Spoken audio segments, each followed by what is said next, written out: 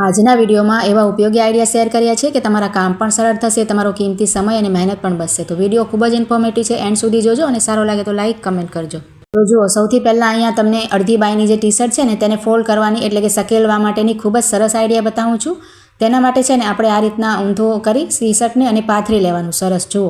ત્યાર પછી તેને એક બાજુથી આ રીતે વાળવાનું અને બીજી બાજુથી તેની ઉપર આ રીતે જ વાળવાનું. જુઓ, આ રીતે તૈયાર થઈ જાય પછી આપણે આ રીતે ઉપરથી તેને વાળતા જવાનું. જુઓ, નાની આપણે ઘડી લેવાની અને આ બાજુથી એક વખત વાળવાનું અને તેમાં જે પોકેટ જેવું બને છે ને તેમાં આપણે આ રીતે તેને નાખી દેવાનું. જુઓ, પરોવી દઈશું.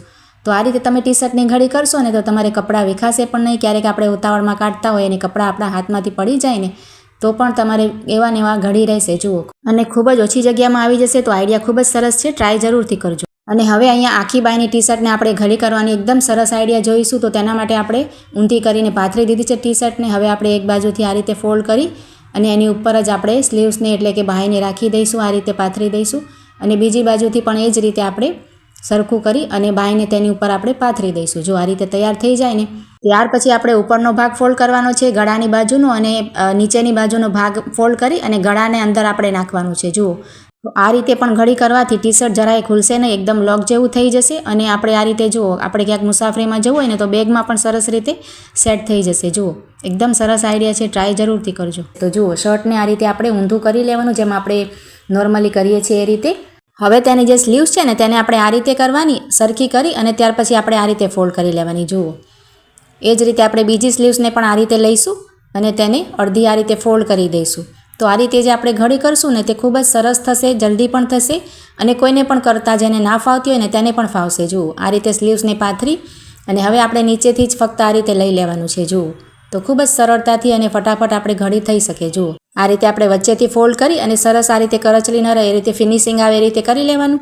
હવે આપણે એક બાજુથી આ રીતે લઈએ અને અહીંયા આપણે જગ્યા થાય ને તેમાં આપણે બીજો આ બાજુનો છેડો આ રીતે નાખી દેવાનો. તો સરસ પરોવાઈ જશે અને ખુલશે પણ નહીં અને સરખું કરી લેવાનું. જુઓ, સરસ રીતે આપણે હવે આ રીતે તૈયાર થઈ જાય ને પછી આપણે આ રીતે વચ્ચેથી લેવાનું અને આ રીતે આપણે તેની ખૂબ જ નાની ઘડી થઈ જાય. આપણે ક્યાંક મુસાફરીમાં પણ જઈએ તો બેગમાં પણ જુઓ ખૂબ જ સરસ રીતે રહે અને ઓછી જગ્યામાં કબાટમાં પણ સરસ રીતે રહેશે.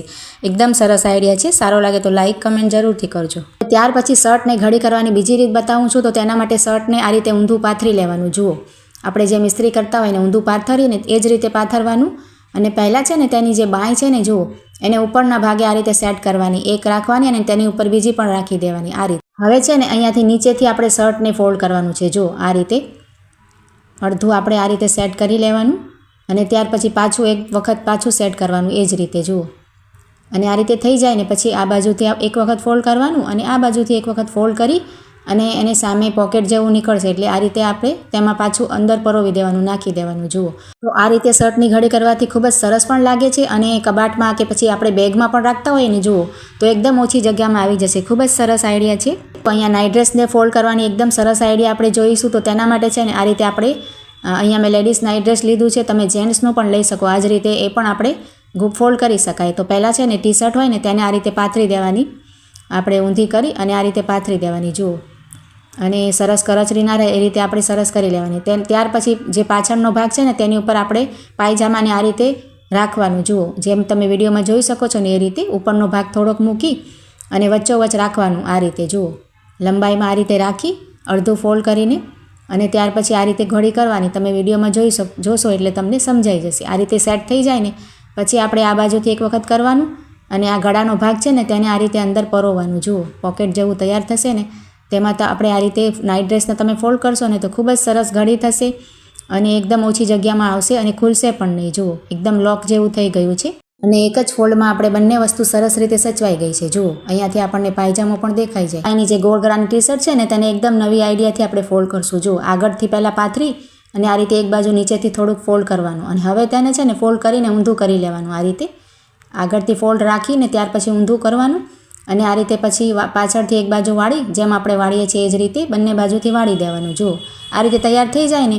પછી આપણે શું કરશું કે તેને આ રીતે ઉપરથી લેશું. જુઓ, અને હવે બીજી વખત પણ આ જ રીતે લેશું અને તેને ઊંધી કરી નાખવાની. આ રીતે તૈયાર કરી અને તેને ઊંધી કરશું ને તો આ બાજુ તમારે જુઓ આ રીતે પોકેટ જેવું નીકળશે.